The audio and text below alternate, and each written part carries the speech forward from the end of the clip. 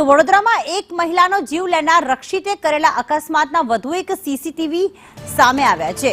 આ સીસીટીવી હાલમાં સામે આવી રહ્યા છે, જેમાં ખાસ દેખાઈ રહ્યું છે કે આ જે લોકો છે એક કારમાં સવાર હતા, બે યુવકો તેની સાથે પણ હતા।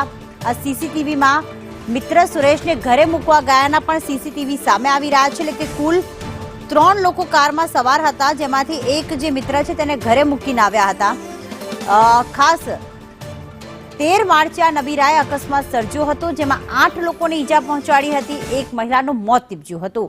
જેમાં આ કારમાં 3 યુવકો સવાર હતા, 3 મિત્રો હતા, જેમાંથી એક જે સુરેશ નામનો મિત્ર છે તેને ઘરે મૂકવા ગયા હતા તેવા સીસીટીવી સામે આવ્યા છે। અને ત્યારબાદ આ બંને લોકો ત્યાંથી જતા રહ્યા હતા। ફૂલ સ્પીડમાં અને સાથે નશો કર્યો હોવાની આશંકાને લઈને આ અકસ્માતની ઘટના ઘટી હોય તેવું ખાસ પ્રાથમિક માહિતી સામે આવી।